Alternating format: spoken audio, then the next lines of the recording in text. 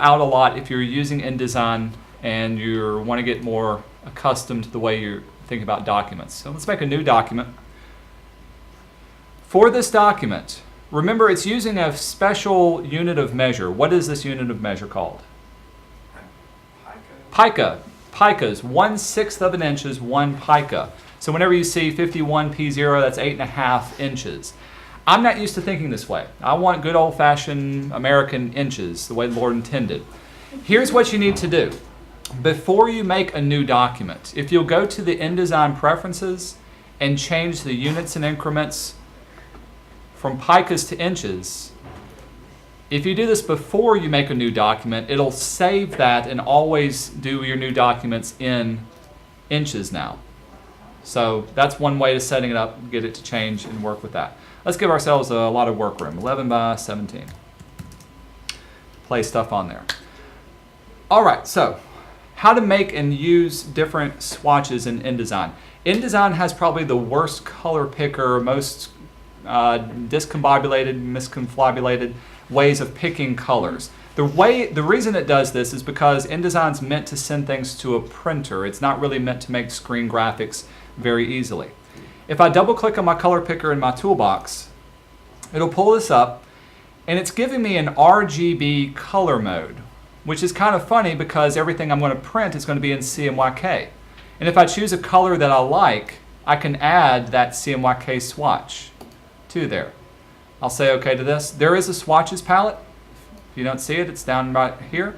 And whenever I add a swatch, it'll add on to the bottom of this. If you don't see your swatches, remember you can go to Window, to Color, and open up your swatches from here as well. If I wanted to assign a specific color, rather than picking it out from here, at the top of my swatches palette, I can either click here, or I've also got some predefined swatches in my control panel. This is where the book will tell you to look for it. I can click here and create a new color swatch and define it this way. This will ask me what kind of swatch I want to make. Here I can type in my CMYK values, the percentage of cyan, magenta, yellow, and black, or I can move the sliders around. There are some different color modes you can work in. If I wanted to choose an RGB color, I can click on here. There's RGB. I get those sliders to choose as well. And if I add it, come on, there we go. Go away, libraries. If I add it, it's added to the bottom of my color swatches as well. In this project, it's going to also ask you to add a Pantone color. In one of the projects we kind of briefly talked about it. Let's open up a new color swatch. Pantones allow you to choose a very specific solid color. It's not really mixing colors. You literally order it from a company called Pantone, and you can print with that specific color. These are down here at the bottom. Some of these I've never used before, but Pantones I do use. Usually the solid coated or uncoated. Pantones are named usually with a number associated with it. So if I wanted specifically that shade of orange, I can do Pantone 7551.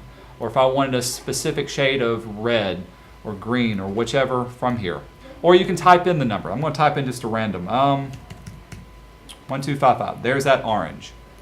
With it selected, I can also add these to my color swatches, and you can see them added down here as well. The final thing about creating new swatches is being able to change their color modes. Check out the little icons along the side. If you see the 4 colors, that's the CMYK. You got little 3 bars, red, green, and blue, so that's an RGB color. And if you get the little sliders here, that simply means it's a Pantone or a spot color.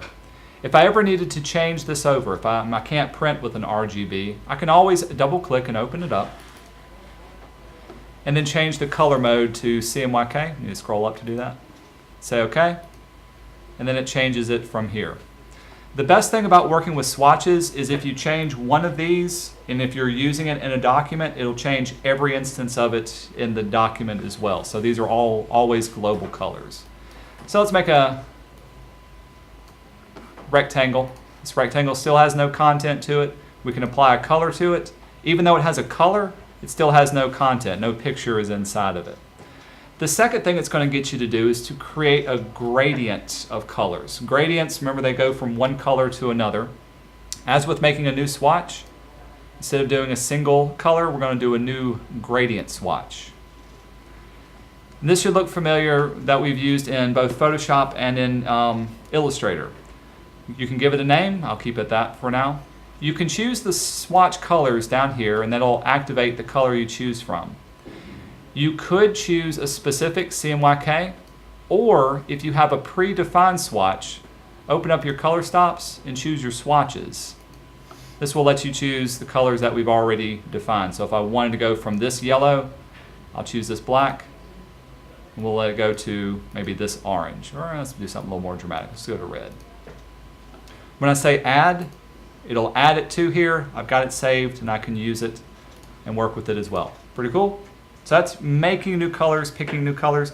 I'll show you one more thing. Let's see if I've got a picture on my desktop. I don't have a picture on my desktop. Let's look up something real quick on the Googleverse. Puppies. My daughter is learning how to speak, and so whenever I pull out my phone, she's like, puppies, puppies. And so I have to show her puppies on my iPhone. It's this little dog.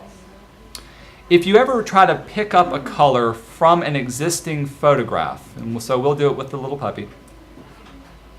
Let's place him into here. Remember, if you don't have a bounding box, just click.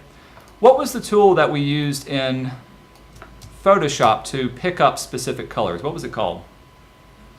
Eyedropper tool. InDesign has an eyedropper tool as well. They have an eyedropper theme. We're just going to use the regular one.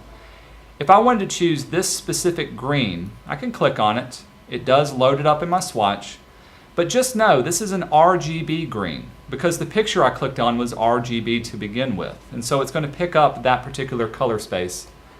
And if I add it, I'll need to convert that to CMYK or the nearest CMYK available to start using it. Okay, so there's that. Let's have fun with this. Actually, let's bring back this guy. In Photoshop and in Illustrator, we can blend objects together. Here's kind of what I mean by this. I'm going to send this guy behind my color swatch. I want his picture to have this kind of gradient going over it. Now remember, these are two different frames I'm working in. So I'm going to put him behind this frame, and I'm going to select my gradient swatch. To blend objects together, I need to open up my effects panel. So we'll go to Window, down to, there it is, Effects. And here's some things I can play around with. Instead of working in normal blending mode, I can choose one of these other ones. So for instance, Multiply will allow me to blend this object in with this one. Some things will look better than others. Sometimes you don't know what you get until you select it. But what I'm doing is I'm changing the blending mode for one object to the other thing. Now notice what I've chosen. I've chosen this container. So even if I move it over, you can see it only affects anything that's below this particular object. Let's get fancy. Get rid of my puppy. I'm going to place my puppy inside of here. No, he's gone. Sorry. Let's drop him in. Command D. Come on. There we go. It's on my desktop. He's now inside of my container. I can even click on the center part, make him a little bit bigger so we can see him.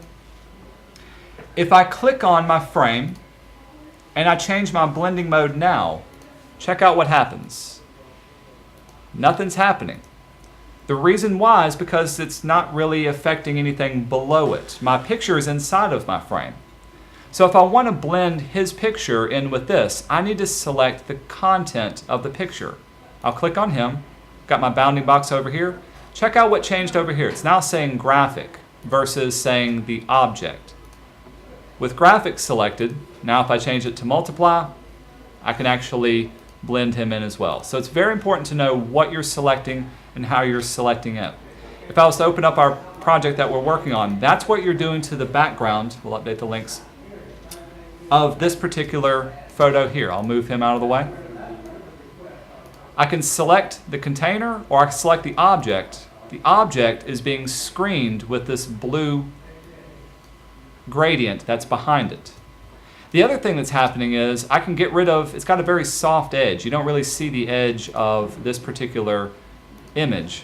Same way on my puppy. You can see the edge right there. If I wanted to soften that, give it a little bit of a fading transition, I'll select my puppy.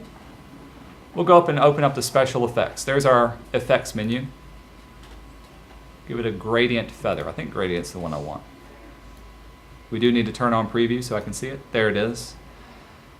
As within Photoshop, you got little layer effects, things like drop shadows, outer glows, those types of things. You got special effects in InDesign as well.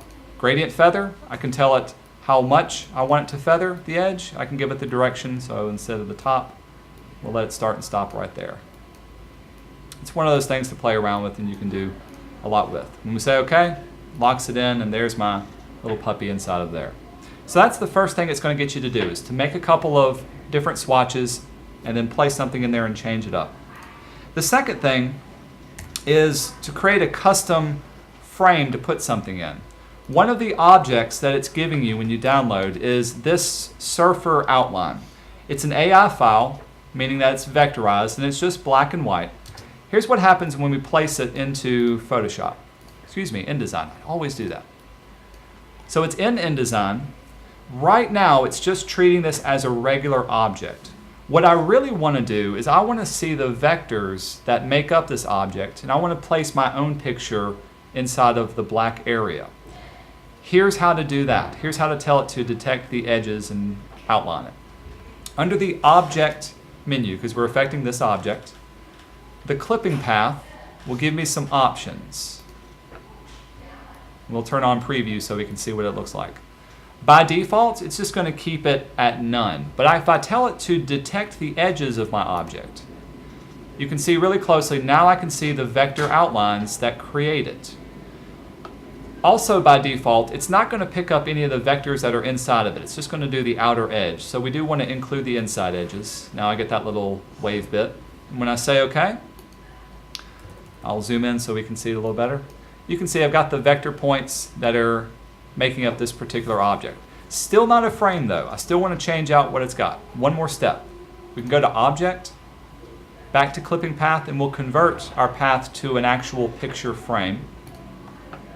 Looks like nothing was done, but I can select my content inside of it, I can move it around or delete it away. Now that it's been converted to a frame, I can place, you can even see my little X going through it, I can place another picture inside of it, and it will be clipped inside of this particular area. Let's make him a little bit bigger, fill up that area. So now my puppy is inside of that particular framed shape. And that's what they did for this poster. They did two different frames. In the second one, they also added a little drop shadow to it to give it a little separation. One of the tricky things that you may need to do is being able to line up this picture with the background picture. If you have any difficulty with that, I can step you through it. It is a little confusing. Some people get caught up on it. But once you're lined up, it gives you that particular effect. In the next class, I'll talk about placing the text in here and how you can link up multiple different picture frames and place images inside of a text frame as well. All right, I'm going to turn your computer back over to y'all and let y'all get started on this one.